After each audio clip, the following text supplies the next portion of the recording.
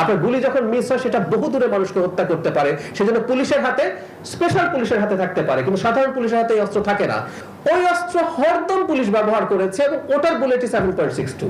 তদন্ত বলতে সোকল যে তদন্ত ইন্ডিকেট করা হয় সেই তদন্তের কিছু নাই। রাষ্ট্রপতির দায় মুক্তি কেবল দায়িত্ব পালনকালে থাকে।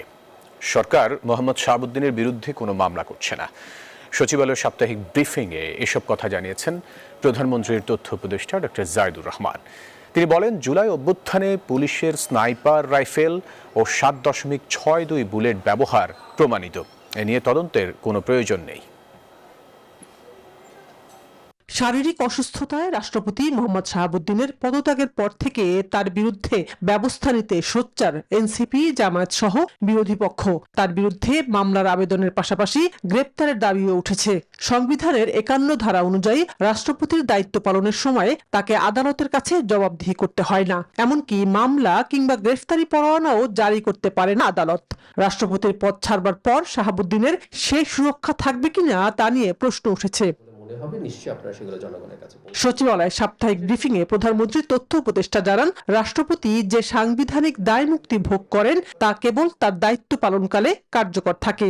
মেয়াদ শেষ হওয়ার পর তার বিরুদ্ধে আইনি ব্যবস্থা নেওয়া যেতে পারে। তবে সরকারের পক্ষ থেকে মোহাম্মদ শাহাবুদ্দিনের বিরুদ্ধে কোনো মামলা হচ্ছে না। দায় মুক্তির ব্যাপারটা নিয়ে একটু বিভ্রান্তি আছে। বাংলাদেশের একজন মানুষ তার পদে থাকাকালীন সময় কোনো লিগ্যাল ইস্যু ফেস করবেন না রাষ্ট্রপতি।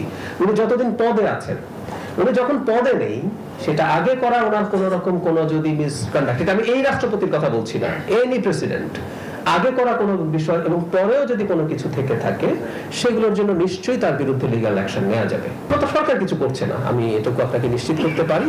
আরেক প্রশ্নের জবাবে ডক্টর জাহেদ বলেন, জুলাই অভ্যুত্থানে পুলিশের হাতে থাকা টাইপ 56 রাইফেল, যেটাকে চাইনিজ রাইফেল বলা হয়, এটার বুলেট 7.62। পুলিশ প্রকাশ্যেই এটি ব্যবহার করেছে, তাই এটা নিয়ে তদন্তের প্রয়োজন নেই বলে জানান তিনি।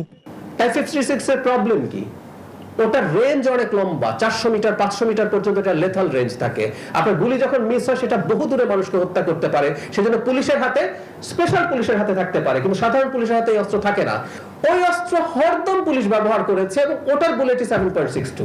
তদন্ত বলতে সোকল যে তদন্ত ইন্ডিকেট করা হয় সেই তদন্তের কিছু নাই।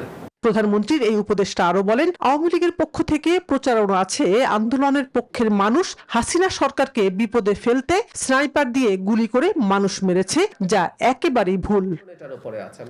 সানাজি ইয়াসমিন, নিউজ 24, ঢাকা।